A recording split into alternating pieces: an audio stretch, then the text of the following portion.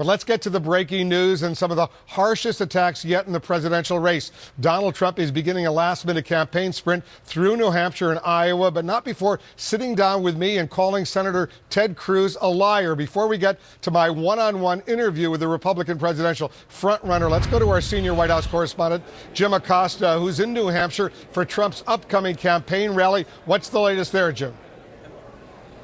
Wolf, taking a break from Iowa, Donald Trump will be here in New Hampshire in a few hours. Trump has a big lead in both of these crucial early states, giving his rivals a growing sense of urgency as they are running out of time to catch up. 1 week until the Iowa caucuses and boasting a commanding lead, Donald Trump is warning his supporters in a video posted on Facebook the Washington political establishment is out to get him. They are really trying to stop me. Everybody knows it. Everybody sees it. But this ultimate outsider is now charting a more conventional path. Instead of flying back to New York over the weekend, he spent the night in an Iowa hotel, then stopped at a local church. It was really good. I learned something. We talked about humility at church today. Trump showed that humility can only go so far. At a rally, bragging his voters will back him no matter what. I have the most loyal people. Did you ever see that? Where I could stand in the middle of Fifth Avenue and shoot somebody and I wouldn't lose any voters, okay? It's like incredible. Trump's main rival in Iowa, Ted Cruz, is confident he will catch the GOP frontrunner, poking fun at the billionaire tycoon's recent biblical slip-up. 2 Corinthians, right? Well, you know, 2 Corinthians walk into a bar. Ah, yes, Ricardo Montalban, genuine Corinthian leather. To slow Trump's momentum, the Cruz campaign is pointing to some high-profile endorsements. From former Texas Governor Rick Perry. Ted is the leader that we need to reignite the promise of America. To talk show host Glenn Beck. Donald Trump, I really truly believe, is a very dangerous man. If you disagree with him, he destroys you. But the Texas senator has no shortage of critics who dug up this video of Cruz as a teenager joking about taking over the world. World domination, rule everything, rich, powerful, that sort of stuff. Looking for a last-minute surge, Marco Rubio is campaigning with Iowa's popular conservative senator Joni Ernst after picking up the endorsement of the Des Moines Register. Although that was hardly the most talked-about endorsement of the week. The next president of the United States, Donald J. Trump. As Tina Fey proved on Saturday Night Live. I'm just here because he promised me a spot in his cabinet. And I belong in a cabinet because I'm full of spice and I got a great rack. And Trump heads back to Iowa tomorrow, but he will spend some time in South Carolina later this week, showing Trump is feeling so good about his chances that he's already looking ahead to these battles looming ahead, and there are many more to come, Wolf. Jim Acosta reporting for us. Thank you. I sat down with Donald Trump this morning just before he left on his latest campaign trip. Mr. Trump, thanks very much for joining us. Thank you. All of a sudden in Iowa, you've got double-digit leads according to the CNN most recent poll. Is this now a two-man race? I don't know that it is. I doubt it is. You know, you never know what's going to happen. I know I'm working very hard in Iowa. That's the one where somebody's closest to me, but I took a pretty big lead over the weekend if you saw the polls that came out, including yours. We've taken big leads everywhere. I mean, nationally big leads. In New Hampshire, very, very big. In South Carolina, amazing. So Iowa's very important to me. What do you have that Ted Cruz doesn't have? Well, look, I don't want to knock anybody, but he's got a lot of problems. He's got a problem with his Canadian birth. He was born in Canada. It's a real question. And, you know, as you know, Lawrence Tribe from Harvard and many other lawyers are saying he can't do what he's doing. He's not allowed to run. And you have some lawyers that say definitively he cannot run. That's Is that why his problem. numbers have gone down in Iowa? I don't know. I think it has an impact because I think they said 36% of the people agree that he can't run for president. He was born in Canada, and he was born on Canadian soil. Now, he can run for Prime Minister of Canada, but I don't think he can. I honestly don't know if he can run. And there's a question mark. And you know, if he ever got the nomination, the first thing that will happen, the first day, the first week, will be he will be sued by the Democrats. And That's going to be it. I mean, you know, what are they going to do? Go 2 years and nobody's going to know? It would take years to go through the court system. So he should solve that problem. In addition to that, he has the Goldman Sachs problem where he borrowed a lot of money. He never said it. Then he borrowed money from Citibank. He never told anybody. He never disclosed it. He did disclose it to one entity of the federal government, but not to another. He didn't put it in his personal disclosure form, okay, financial disclosure form. And you got to do that. I mean, you got to do it. He's got 2 banks. But he didn't do it for a reason. He didn't do it because he doesn't want people to see that he's borrowing from banks that he's supposed to be regulating. The establishment Republican candidates, there are basically 4, Marco Rubio, Chris Christie, Jeb Bush, John Kasich. Who do you see as your biggest threat? I don't really view anybody. I just want to do my own thing, Wolf. I mean, I could say this one, that one, what difference does it make? I just want to do my own thing. We're really resonating. We're doing great with evangelicals in Iowa, as an example. And nationwide, I'm leading with the evangelicals by a lot. And we're doing fantastically with the Tea Party. They're terrific people. We're doing great with the Tea Party. We're doing great with everything. I mean, I'm leading every national poll by a lot. And now I'm leading every single state, and in most cases by a lot. You just posted a Facebook video. You say the establishment is against you.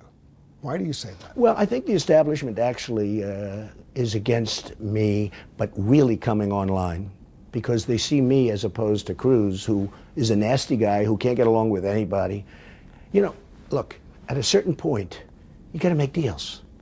We can't have a guy who stands in the middle of the Senate floor and every other senator thinks he's a whack job, right? You know, you have to make deals. You have to get along. That's the purpose of what our founders created. And Ted cannot get along with anybody. He's a nasty person.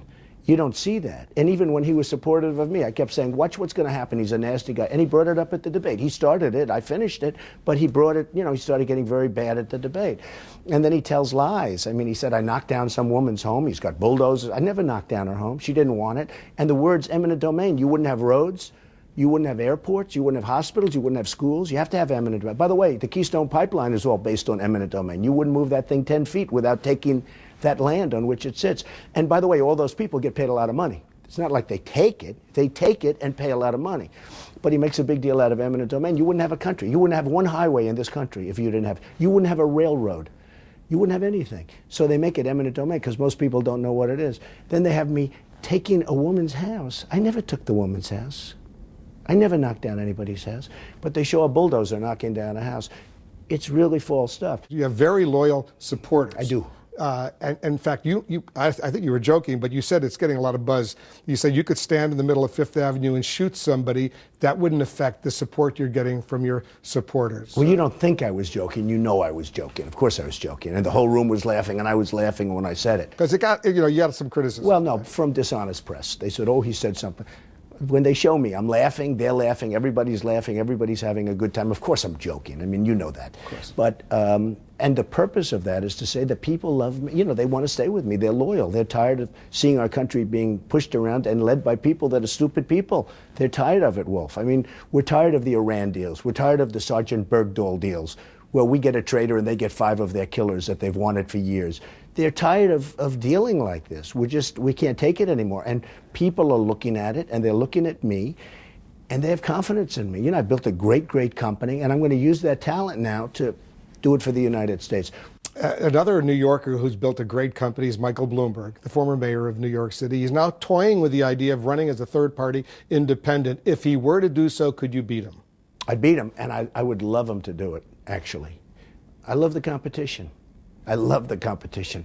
I would love for Michael to do it. You know, we used to be friends. I guess we're not friends anymore. I don't think we are. But we used to be friends, good friends. When I had a problem, he had a big problem in the Bronx. I cleared up the problem. It was a big project they were unable to get it built. It was under construction for like 25 years, way, way over budget. I took it over. I got it knocked up in 1 year, and now it's a tremendous success. Michael asked me if I'd get involved in it, and I'm the one that got it done and did a great job.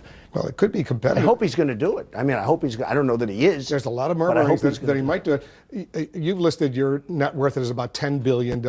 Forbes says, we just checked, at $36.5 billion for Michael Bloomberg. Yeah, I don't believe that. I don't believe that. You don't think he's worth 30? No, it's a technology company. I mean, if somebody came in, frankly, and comes up with a better machine than him, people stop using. So what do you his think machines. he's worth? I don't even know why. I have no idea. I don't even know why other companies haven't come up with a better machine. I mean, why? I mean, it's so simple. They come up. It's such a competitive world.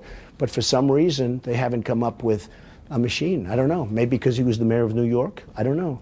But they haven't come up, and it's so easy to do, you would think. So I think it's very fragile. I like real estate better. If he says he's ready to spend $1 billion of his own money to be elected president, are you ready to match him dollar for dollar I don't if know. you're the Republican I don't know. nominee? I don't think he's going to do that. I don't think he's going to run, actually, but I may be wrong, but I don't think he's going to run. Why don't you think he might run? I'm the only, so far, if he comes in, he'd self-fund. I'm the only person self-funding. Everyone else, I mean, Ted Cruz is totally conditioned down to the oil companies. I mean, the oil companies control him and others. You look at Jeb Bush, poor Jeb. I mean, here's a guy spent $100 and some odd million already, and he's almost last. What he's done to the Bush family, and he doesn't even want to use the Bush name. He's ashamed of the Bush name. What Jeb Bush has done to the Bush family is very sad. Then he brings out his mother. I said, Jeb, your mother can't help you with ISIS. She can't help you with China. She can't help you with these people, Jeb. You got to do it yourself. But here's a guy who spends over $100 million and he's nowhere. I mean, I think he's disgraced himself, to be honest with you. But you have all these people, whether it's Jeb or Hillary or anybody, they're all controlled by the people that give them the money. I'm putting up my own money. I'm self-funding, which is very nice. We have much more to hear from my interview with Donald Trump. Up next, he talks candidly about what happens if he were to lose in Iowa. And I also ask him who he'd rather run against, Bernie Sanders or Hillary Clinton. We're following breaking news in the presidential race with just 1 week to go until the Iowa caucuses. I sat down with Donald Trump this morning to get his candid assessment on where his campaign stands. You've called Bernie Sanders a total whack job. You've said you don't know if Hillary Clinton will make it legally. Who would you rather face in a general election contest? I don't care. I mean, really, I don't even focus on them. I only focused on Hillary for a couple of days last week, as you saw. I don't even think about Hillary, and I don't think about Bernie Sanders. The first thing I have to do is, we had 17, now we're down to about 12 or 13. I got to get rid of them. I got to win against them. A lot of them I like. They're good people. There's some very good people in that group. I mean it. Really good people, and people that have become friends of mine. You don't see that because you won't report on that stuff. It's more, the conflicts are more fun, right? But I can't tell you really who I'd rather have. I give it a lot of thought, actually, believe it or not. But I don't think it matters. I can say this, I will win. I'll bring in states that nobody ever thought of. I think I have a chance to win New York. I defended New York. Nobody else was going to defend New York last debate and got good credit for it. But the people in New York love that I defended them because nobody ever defends New Yorkers, right? I'm going to win Pennsylvania. I'm going to win West Virginia. I'm going to win Virginia. I'm going to win Michigan because I protect the car industry. Nobody else protects the car industry. You really think you have this Republican nomination in the bag? No, I think that I have a good chance. I mean, look, I'm leading in all the polls. Iowa is very important to me. I should say to you, well, I'd like to do well in Iowa. I don't want to do that. I'd love to win Iowa. If I don't win it, I don't win it. I go to New Hampshire where I have a very big lead, and the people up there have been unbelievably good to me. But Iowa is very important to me, and I have a great bond with Iowa, and I'm going to keep Iowa where it is. There's a big move to move Iowa to the back of the pack in the next election cycle. I'm not going to do that. I'm not going to let that happen. I have a great bond. You look at a guy like Cruz, he came out totally opposed to ethanol. Well, that affects many, many farmers and many, many jobs in the state of Iowa. If I was in Iowa and somebody said I'm opposed to ethanol, I would absolutely not vote for him. And then the governor came out and said, you should not vote for him. I mean, they pointed, he said, it wasn't like vote for somebody. I've never even seen that. Don't vote for this guy. He's really bad for Iowa. So I think that, I'm going to do well in Iowa. I bonded with the people. I bonded with the evangelicals. I bonded with the Tea Party and the people of Iowa. Coming up, Donald Trump is renewing his attacks on the debate moderator, Megyn Kelly. Will the GOP frontrunner participate in the next Republican debate? There's a whole lot more coming up in my sit-down interview with Donald Trump. Plus, the Democrats are making their final pitches in Iowa with just 1 week before the caucuses. Hillary Clinton and Bernie Sanders, they are in a frantic scramble for support. Happening now, CNN Town Hall, Bernie Sanders and Hillary Clinton seeking an edge in their increasingly tight race. It's a high-stakes showdown you'll see only on CNN. We'll get a preview from moderator Chris Cuomo. Debate drama. Donald Trump tells me in a one-on-one interview that the next GOP debate may happen without him. When you say probably, you haven't 100% decided you will be at the debate? Nothing's 100%. Why not? I'm not 100%. I'll see. If I think I'm going to be treated unfairly, I do something else. Trump also launches new attacks on the moderator, at least one of the co-moderators, Megyn Kelly, and details his vision for beating ISIS. Can Trump's plan take down the terrorists? And the big thaw. Parts of the Northeast still shut down by the blizzard of 2016. The death toll climbing. The fear of collapsing roofs is growing. And tonight, a new worry. Is 1/3 of the U.S. about to face another big chill? We want to welcome our viewers in the United States and around the world. I'm Wolf Blitzer. You're in the Situation Room.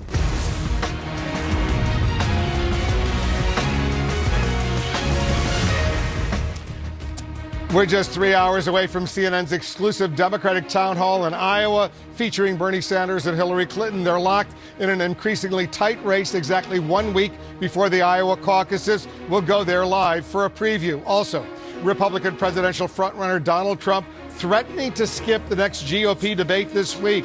In a one-on-one interview, Trump tells me why he's unwilling to commit. We're also following the climbing toll from the blizzard of 2016. At least 33 deaths now blamed on that storm that has large regions of the northeastern parts of the United States still paralyzed and shut down. Millions of people are being told it will be days before life returns to normal. And tonight, there's threat of more snow and rain.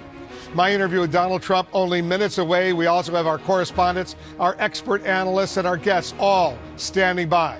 Let's begin with the GOP presidential race. And tonight, Donald Trump stepping up attacks on his closest rival, Ted Cruz, calling him a liar and a nasty person during our one-on-one interview. You're going to hear more of that interview coming up next. But first, let's go to Iowa and CNN political reporter Sarah Murray. Sarah, the battle for Iowa is getting intense.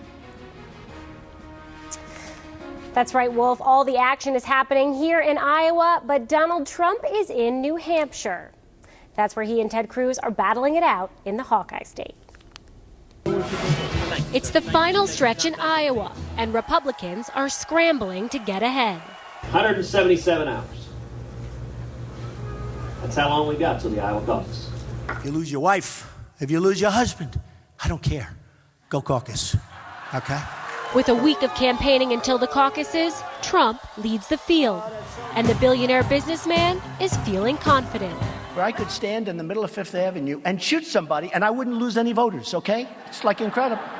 So confident, he's campaigning in New Hampshire today and slamming the GOP establishment. The establishment, the media, the special interest, the lobbyists, the donors, they're all against me. While other candidates hunker down in the Hawkeye State. But this weekend, Trump took a shot at traditional campaigning. Instead of taking his jet back to Manhattan, he spent the night in a Holiday Inn and attended a local church. We talked about humility at church today. I don't know if that was aimed at me, perhaps. All as Ted Cruz tries to knock Trump down a notch. Today, getting a boost, an endorsement from former Texas Governor Rick Perry. Ted is the leader that we need to reignite the promise of America. That's why I'm supporting Ted Cruz. And needling Trump for botching a biblical reference when he referred to the New Testament book 2 Corinthians as 2 Corinthians. Well, 2 Corinthians walk into a bar.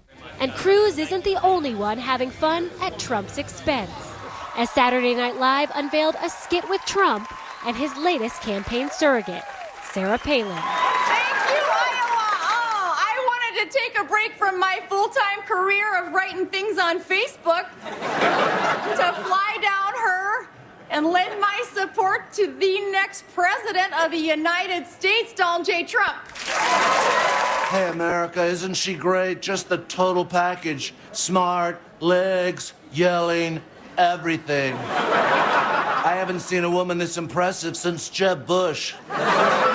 Meanwhile, Marco Rubio picked up his own high-profile endorsement from the Des Moines Register editorial board and hit the trail with Iowa Senator Joni Ernst. I've always felt real good about our work here. I have, and every week, every day that goes by, obviously, we are very encouraged by the support that we're building.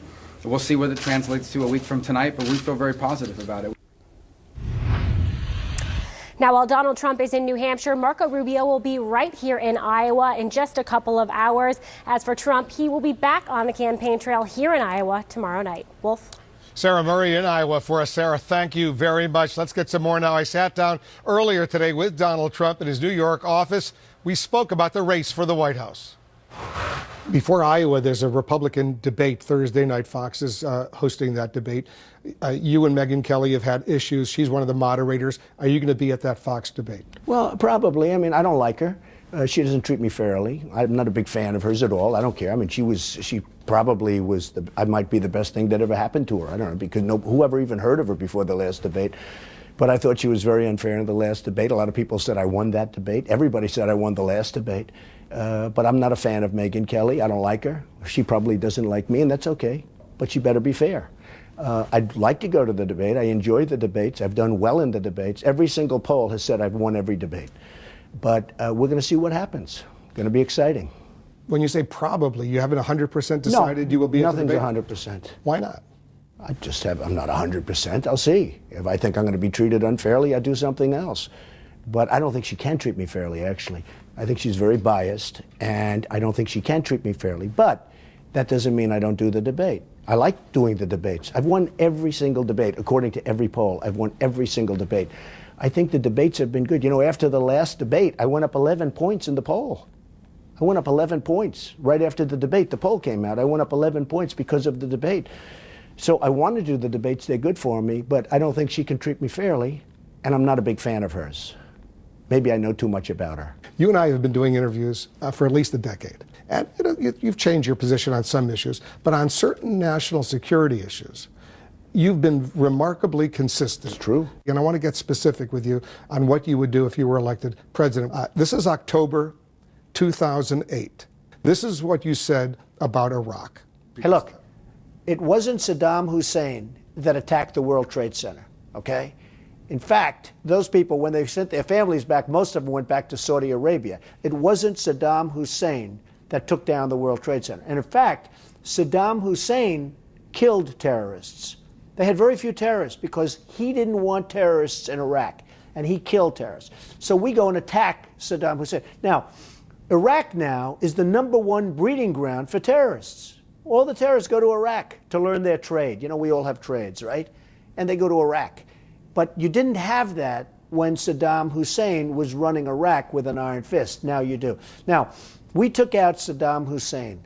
What have we created? A mess. And the day we leave Iraq, it's going to be, forget it. And there's not one word in that I would change. Not even a word.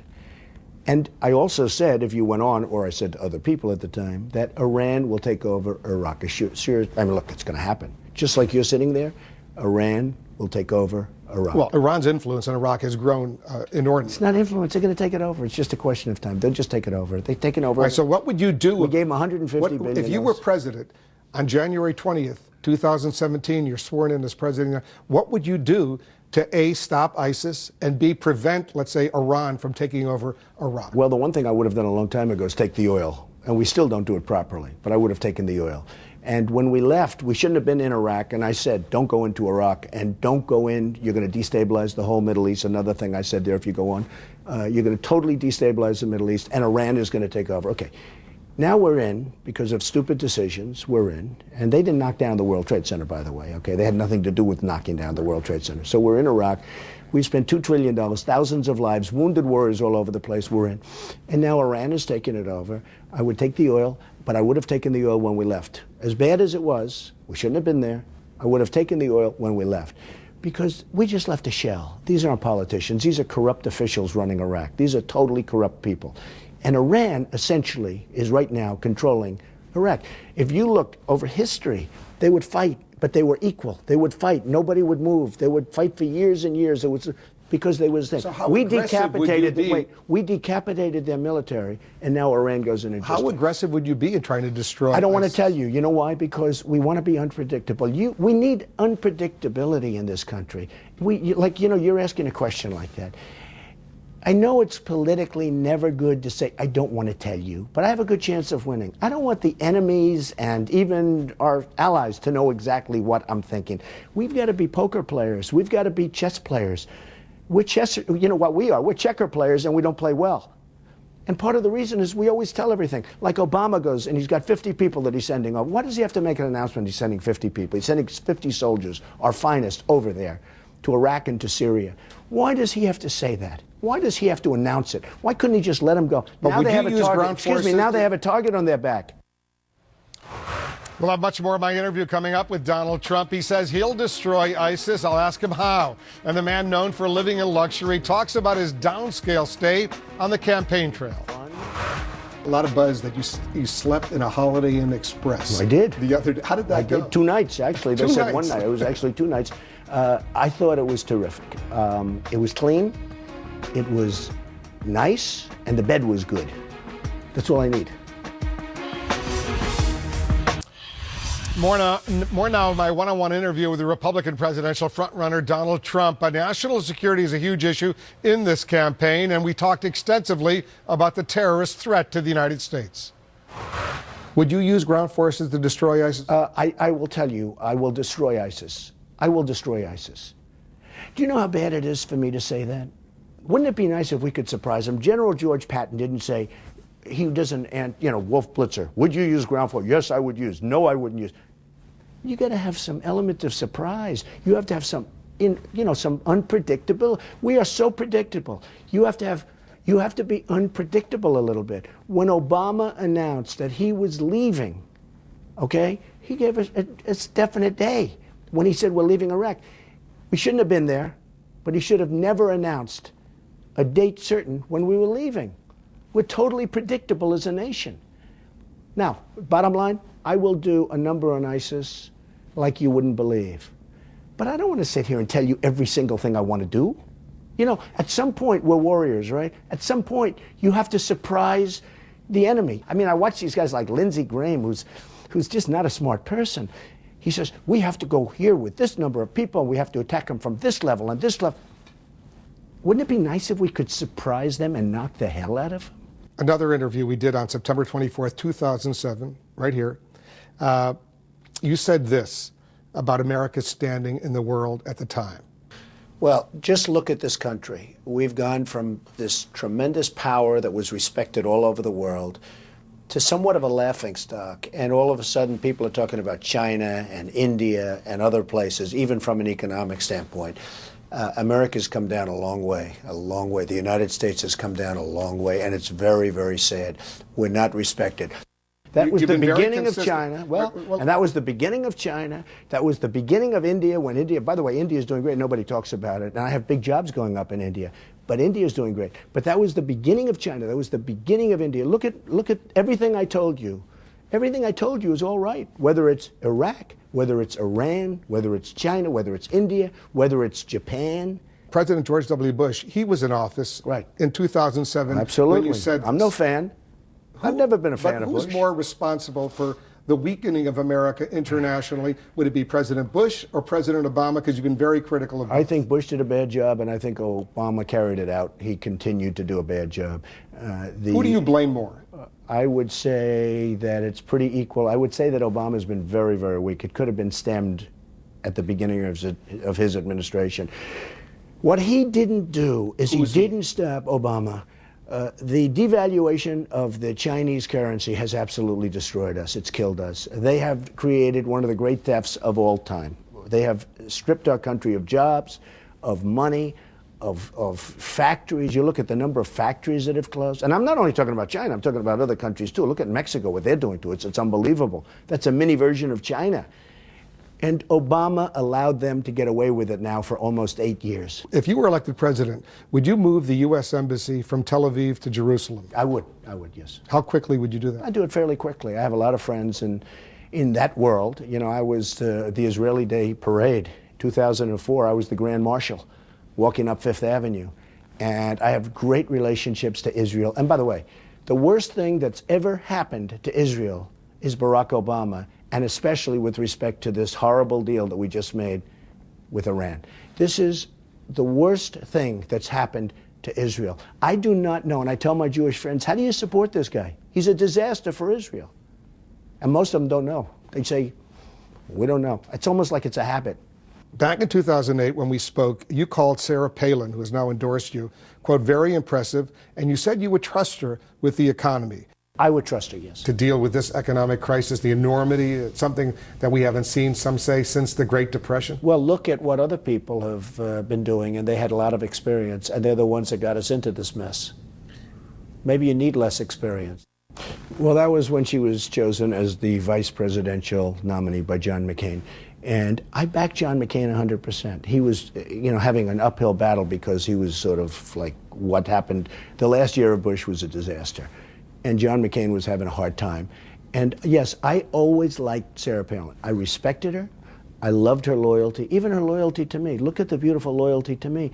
She went out the other day and backed me in front of thousands of people. We had a packed arena at Oral Roberts University, and it was packed. Bernie, by the way, does not get crowds like that. You get very big crowds. There's no doubt about that. And we've mentioned and Bernie that is second. Times. I will say. He gets big crowds, but too. It's nowhere near. Would you consider Sarah Palin for your cabinet? I don't want to even talk about it now. The nice part? She didn't ask. She called me up. She said, I love what you've done. You've created a movement. You're going to win. I would love to endorse you. And I was a little bit surprised because I thought she might endorse. She's endorsed Cruz in the past. In fact, without her endorsement, he wouldn't have won for the Senate in Texas. So I was really impressed that she did that, but she never asked for a thing. Did you see Tina Fey reprising I did. Sarah Palin's Saturday Night Live? I did. It was very cute. And Daryl Hammond plays you. What do you think? Well, I think Daryl's great. I mean, he does a pretty good job. He does pretty good. It's very funny. You got to admit. He's very good. One final question. A lot of buzz that you slept in a Holiday Inn Express. I did. The other day. How did that go? 2 nights, actually. They 2 said nights. 1 night. It was actually 2 nights. I thought it was terrific. It was clean. It was nice. And the bed was good. That's all I need. I don't need Mar-a-Lago. I want to win. I want to make our country great. I want to devote my energy, whatever this ability that I've had over the years for making things really good and doing well. That's why when I put in my statements, my financial statement, I'm a private company. People couldn't believe how successful I am. More successful than they even thought. I built a great company, some of the greatest assets in the world. And I say that only in that that's the kind of thinking this country needs. We have people that are incompetent running our country. We can't have it anymore. We're not going to have a country left. We're going to do something great. We're going to make America great again. Mr. Trump, thanks very much for joining us. Thank you very much. Thank you, Wolf. Thank you. We're counting down to the CNN Democratic Town Hall tonight in Iowa, where Bernie Sanders and Hillary Clinton, they're getting ready to battle it out. We'll get a preview when we come back. No president